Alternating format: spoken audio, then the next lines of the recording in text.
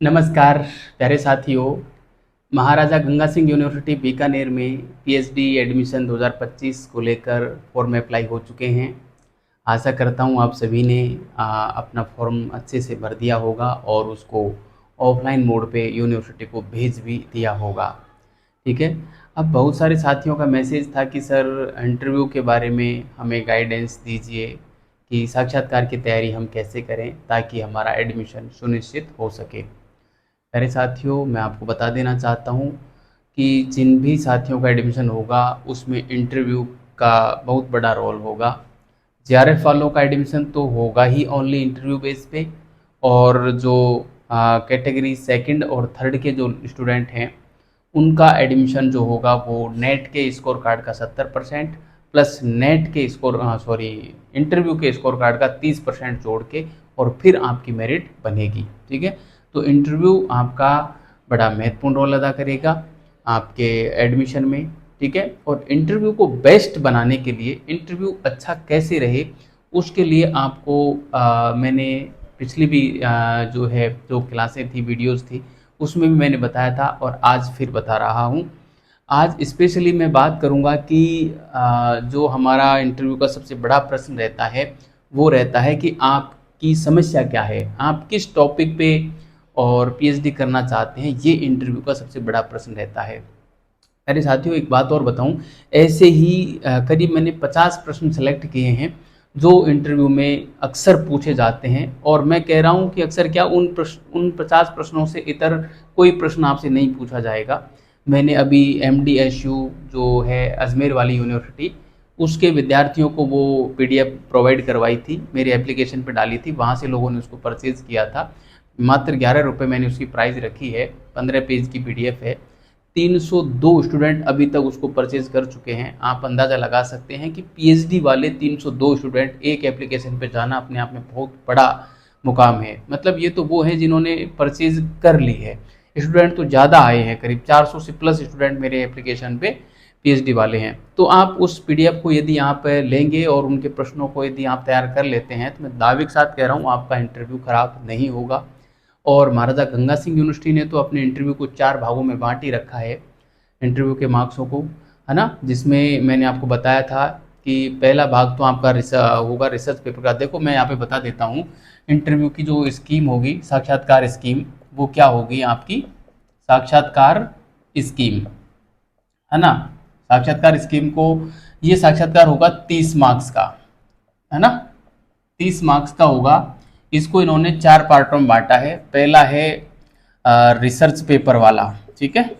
Research paper, research paper के आपको marks यहाँ पे आप 3 नंबर ले सकते हैं, और एक रिसर्च पेपर के, एक पेपर का आपको मिलेगा 2, और अधिकतम आप कितना ले सकते हैं, 3। यानी कि आपको टोटल 2 रिसर्च पेपर पब्लिश करवाने पड़ेंगे। एक रिसर्च पेपर भी पब्लिश करवा लेते हैं आप तो आपको 2 मार्क्स मिल जाएंगे, और यदि 2 रिसर्च पेपर पब्लिश करवा लेते हैं तो आपको 3 मार्क्स मिलेंगे। ठीक है। यानी कि फायदा आप 3 नंबर का ले सकते हैं। रिसर्च पेपर है 10% आपको मार्क्स मिलेंगे 30 मार्क्स का, तो 30 मार्क्स का 10%, 3 मार्क्स, 3 नंबर हो गए। ठीक। दूसरा जो इन्होंने जो भाग रखा है साक्षात्कार का, वो रखा है रिसर्च एप्टीट्यूड का। ठीक है। रिसर्च एप्टीट्यूड जो है उसका रखा है, रिसर्च एप्टीट्यूड का रखा है। ठीक है। रिसर्च एप्टीट्यूड का जो भाग है ये है आपका करीब 30% मामला है ना। तो ये है 30%। तो 30% को हम निकालेंगे, 30 का 30%, तो ये आ जाएगा 9 मार्क्स का मामला। ठीक है। 9 मार्क्स का ये मामला रहेगा। तो ये रिसर्च एप्टीट्यूड का मैटर, इसमें से क्या क्या प्रश्न पूछे जा सकते हैं वो सारे प्रश्नों का मैटर मैंने तैयार कर लिया है। टाइपिस्ट को टाइपिंग करने के लिए दे रखा है, उसको जल्द मेरे एप्लीकेशन पर डाल के आपको सूचना दे दूंगा, उसको आप जो है पढ़ लेना। आपका गजब का हो जाएगा, ये 9 मार्क्स आपके लगभग पक्के हो जाएंगे। वहां से कोई भी प्रश्न बाहर नहीं जाएगा, चाहे वो कितनी गहराई में चले जाएं। मैंने बहुत गहराई दे के और उन नोट्सों को तैयार किया है। ठीक है। प्रश्नोत्तर फॉर्मेट में है, प्रश्न है, उसका सीधा जवाब है। बस आपसे सीधा कोई प्रश्न रखेगा, पूछेंगे वो, तो उसका सीधा जवाब देना है, इससे ज़्यादा कुछ नहीं करना आपको। ठीक है। तो वो जवाब क्या देना है वो मैंने लिख दिया है। ठीक है। और कुछ एक प्रश्न मैंने ऐसे थे जो आपके टॉपिक से रिलेटेड थे, तो उसका जवाब तो मैं कैसे दूंगा, क्योंकि आपके टॉपिक का मेरे को पता नहीं है। तो उस प्रश्न का जवाब आपको अपने टॉपिक के अनुसार तैयार करना पड़ेगा। उन प्रश्नों को मैंने खाली छोड़ दिया है, ठीक है। तो रिसर्च एप्टीट्यूड का ये हो जाएगा। एक तीसरा जो पोर्शन इन्होंने रखा है वो आपके सब्जेक्ट का रखा है, विषय ज्ञान, ठीक है। विषय ज्ञान, विषय ज्ञान जो है ये सबसे बड़ा भाग है और ये है आपका 35%, है ना। तो 35% का मुझे लगता है करीब 12.5 मार्क्स का ये होगा, ठीक है, 12.5 मार्क्स का होगा। और चौथा जो भाग रहेगा, ये 35% को मैं यहाँ पे लिख देता हूँ, ठीक है, सॉरी 35% को मैंने यहाँ पे लिखा है। और चौथे नंबर पे मैं यहाँ पे एक लिख देता हूँ, आपका जो रिसर्च के प्रति जो रिसर्च गोल है और रिसर्च इंटरेस्ट है ना, शोध उद्देश्य और शोध के प्रति जो रुचि है उसका रखा है, ठीक है। मैं यहाँ पे लिख सकता हूँ शोध उद्देश्य व रुचि, ठीक है। शोध उद्देश्य व रुचि ये है आपका 25% का, ठीक है। तो 30 मार्क्स का 25% निकालेंगे तो ये आ जाएगा 7.5 मार्क्स, ठीक है। तो इस प्रकार से आप जोड़ेंगे, देखो 3 नंबर तो ये हो गए और 9 ये हो गए, 3 और 9 12 और 12 और 12.5 हो गए 24.5, है ना। ज्यादा हो रहे हैं क्या, और 7.5 मार्क्स का ये है। तो टोटल ऐसे आपके 30 मार्क्स बनेंगे टोटल, है ना। जैसे 12.5 और 7.5 20 तो ये हो जाएंगे। अच्छा 20 और 3 23, तो एक 7 नंबर का रहेगा कोई सा, ये शायद मार्क्स हो सकता है ये मार्क्स में मेरे से कुछ त्रुटि रह रही हो, तो इसको आप थोड़ा सा देख लेना। ऐसे टोटल आपका जो वो है मामला 30 मार्क्स का होगा, और इसको थोड़ा सा आप देख लेना। हो सकता है यहाँ पे मेरे से कोई त्रुटि हो रही हो, ये हो सकता है 10.5 मार्क्स का हो, है ना। जैसे 35 इसका हम निकालें 30 इंटू 35/100 करेंगे तो ये से ये काटा, और इसको हम ऐसे काट सकते हैं क्या, जैसे 2 से काटेंगे तो 5 से काटेंगे तो यहाँ पे आ जाएगा 2, और इस 35 को काटेंगे तो या 35 या 105 हो जाएगा ना, सीधा ही 35 या 105, तो हाँ 10.5 आएगा ये, ना ये 10.5 मार्क्स का है, ठीक है। तो अब शायद ये ठीक बैठ जाएगा हमारा, 10.5 आएगा ना वो, ठीक है। तो ये हो जाएगा कितना, 3 और 9 12, और ये हमारा बन रहा है कितना 18, है ना, 10.5 और 7.5, ठीक है।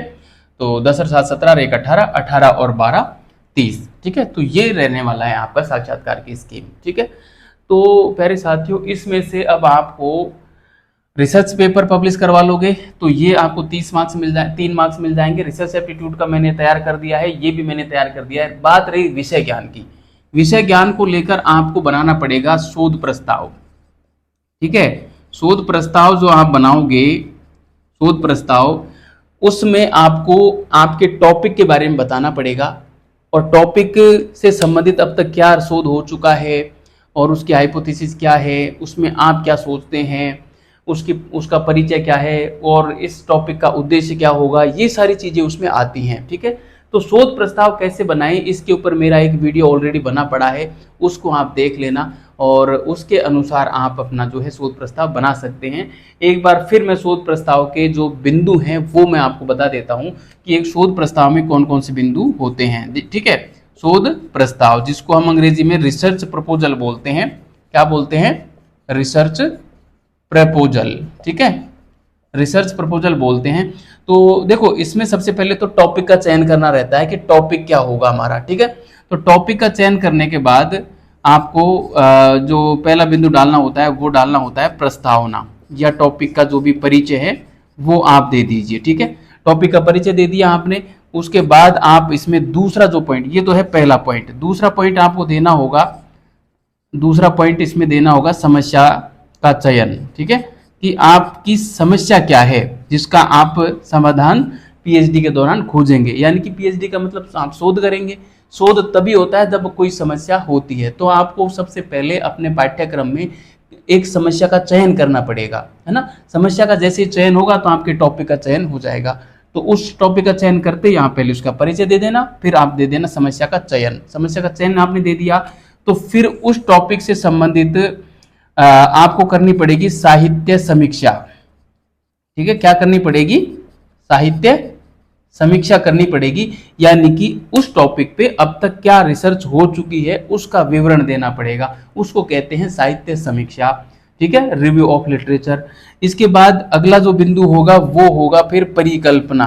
ठीक है, परिकल्पना क्या होता है कि आप टॉपिक के बारे में क्या सोच रखते हैं कि आपका शोध कहां तक जा सकता है। जैसे आपने समस्या का चयन किया कि भाई ये समस्या है, तो उस समस्या का समाधान क्या हो सकता है, उसका एक मोटा मोटा खाका, हम एक अनुमान तैयार करते हैं हमारे दिमाग में। ठीक है, तो परिकल्पना होती है हमारी कल्पना, हमारी कल्पनाएं। ठीक है, कल्पनाओं को ही हम परिकल्पना कहते हैं, और उन परिकल्पनाओं को हम जो है साक्ष्यों के आधार पे सिद्ध करने का प्रयास करते हैं। सही है या गलत है वो प्रयास, उसको हम शोध कहते हैं। बस हमारी जो कल्पनाएं होती है ना, उन्हीं को हम साक्ष्यों के माध्यम से शोध के दौरान हम ये देखते हैं कि वो सही है या गलत है। यदि सही पाई जाती है तो भी उसको हम लिखते हैं, गलत पाई जाती है तो भी लिखते हैं। ठीक है, तो जिस तरीके से उनको हम शोध करते हैं, यानी कि जो परिकल्पना हमने की थी उसकी प्रामाणिकता की जो हम जांच जिस तरीके से करते हैं उस तरीके को बोलते हैं रिसर्च मेथोडोलॉजी, है ना। वो हो जाएगा शोध विधि। और आपने अभी क्या सोचा कि आपका शोध कहां तक जा सकता है ना, वो होती है परिकल्पना। परिकल्पना क्या होती है? संभावनाओं से वास्तविकता की ओर जाने की जो प्रोसेस है उसको हम बोलते हैं, मतलब संभावनाओं से वास्तविकता की ओर जाना, ये होती है परिकल्पना। कैसे जाते हैं वो होती है शोध विधि। ठीक है, तो परिकल्पना हो गया, परिकल्पना को बोलते हैं अंग्रेजी में हाइपोथेसिस। ठीक है, इसके बाद अगला जो बिंदु आ जाएगा वो आ जाएगा शोध विधि का, शोध विधि। ठीक है, तो एक ये हो जाएगा, तो ये हमारे हो जाएगा तीसरा पॉइंट, ये चौथा पॉइंट, ये पांचवा पॉइंट शोध विधि हो गया। शोध विधि के बाद में आप शोध के उद्देश्य डाल सकते हो छठे पॉइंट के रूप में, है ना। उद्देश्य कि हमारा ये जो टॉपिक हमने चुना है आखिर उसका उद्देश्य क्या है, हम क्यों लेना चाह रहे हैं इस टॉपिक पे शोध हम क्यों करना चाह रहे हैं, तो वो हो जाएगा उद्देश्य। ठीक है, तो ये हो गए 6 बिंदु। ठीक है, अब मैं 7वां बिंदु को यहाँ पे लिख देता हूँ। उद्देश्य हो गए, तो इसके बाद मैं यहाँ पे लिख रहा हूँ ना, आप अपने हिसाब से लिख लेना। 7वें बिंदु को मैं यहाँ पे लिख रहा हूँ, स्रोत ले लेना अब, है ना, कि किन किन स्रोतों का इस्तेमाल आप करने वाले हैं। तो 7वां बिंदु स्रोत हो जाएगा। 8वें बिंदु के रूप में आप अपने टॉपिक का सीमांकन जरूर करें कि जैसे मान लो आप अपने जिले के ऊपर शोध कर रहे हैं। जैसे मान लो आपका टॉपिक है साहब, जैसे उदारवाद के ऊपर कर रहे हो या लोकतंत्र के ऊपर कर रहे हो। ठीक है, पॉलिटिकल साइंस से मान लो आप शोध कर रहे हो और आपने टॉपिक ले लिया कि लोकतंत्र की वर्तमान संदर्भ में प्रासंगिकता। ठीक है, कि कितना प्रासंगिक है लोकतंत्र। तो अब आपने ये ले तो लिया, लेकिन आपने ये चुनाव नहीं किया कि लोकतंत्र कहाँ का, क्या पूरे विश्व के लोकतंत्र को आप शोध करने जा रहे हैं, या आप एशिया महाद्वीप का या यूरोप महाद्वीप का लोकतंत्र के ऊपर बात कर रहे हैं, या केवल भारत के लोकतंत्र की बात कर रहे हैं, या लोकतंत्र की राजस्थान में क्या स्थिति है उसकी बात कर रहे हैं। तो आपको लिमिट आपको देनी पड़ेगी, क्योंकि वर्ल्ड लेवल पे तो हम कर नहीं सकते शोध, उसको तो कोई एक्सेप्ट ही नहीं करेगा, है ना। सहज रूप में एक्सेप्ट नहीं करते कोई, क्योंकि इतना व्यापक पैमाने पे शोध हम कर नहीं पाते। इसलिए सीमांकन करना जरूरी होता है। अधिकतर आपने देखा होगा जो टॉपिक आजकल लोग चुनते हैं वो अपने जिले के ऊपर ही चुनते हैं। उसका कारण क्या है कि अपने जिले को अपन बढ़िया तरीके से कवर कर सकते हैं, उसकी जानकारी अच्छे से जुटा सकते हैं, तो शोध हम अच्छे से कर सकते हैं। दूसरा ये भी रहता है कि गाइड भी परेशान नहीं करता जिले के, जब जिले को हम लेते हैं तो, क्योंकि जिले का जो मामला रहता है ना उसमें जैसे गाइड कहेगा कि आप जाओ अपने क्षेत्र में और वहाँ पे शोध करो, तो जिले से बाहर तो हम जा नहीं सकते, और इसलिए हम जो है हमारे घर पे रहते हुए शोध कर लेंगे, हमारी कंपटीशन की तैयारी भी हम कर सकते हैं। एक सेकेंड, ठीक है। तो ये सीमांकन वाला टॉपिक हो गया 8वां, और अंत में आप एक टॉपिक इसमें डाल सकते हो, संदर्भ डालना, क्या डाल सकते हो, क्या डालना ही होता है, संदर्भ ग्रंथ सूची। ठीक है, संदर्भ ग्रंथ सूची को हम बोलते हैं बिब्लियोग्राफी। तो ये 9वां पॉइंट हो जाएगा। ठीक है, इसमें वो सारे ग्रंथ आ जाएंगे जिनका उपयोग आप आपके शोध के दौरान करेंगे। तो इसमें करीब 15-20 संदर्भ ग्रंथ डाल देना तो आपका काम हो जाएगा। ठीक है, इस प्रकार से ये रिसर्च प्रपोजल यदि आपने तैयार कर लिया और रिसर्च पेपर आपने पब्लिश करवा लिए, तो आप यकीन मानना आपका पूरा पोर्शन गजब का होगा। जिसने रिसर्च प्रपोजल बना लिया, ये शोध प्रस्ताव बना लिया, उसका ये रिसर्च एप्टीट्यूड और ये शोध का उद्देश्य व रुचि ये भी साथ में तैयार होंगे, और विषय ज्ञान तो आपको है ही, विषय ज्ञान में आपका टॉपिक इसके माध्यम से तैयार हो जाएगा। ठीक है, इसलिए ये तीनों पोर्शन आपके मजबूत करने हैं आपको, यानी कि 27 नंबर का मैटर तैयार करना है, तो उसकी रीड जो होगा वो होगा रिसर्च प्रपोजल, शोध प्रस्ताव। ठीक है, तो इसको आप बढ़िया तरीके से तैयार करें। किसी भी प्रकार की समस्या है तो मेरे कॉन्टैक्ट नंबर आप देख रहे हैं, उस पर मेरे से संपर्क कर लेना। और रिसर्च पेपर यदि आप पब्लिश करवाना चाहते हैं, लिखना चाहते हैं और समस्या आ रही है तो मेरे संपर्क कर लेना, मैं इसमें भी आपकी पूरी हेल्प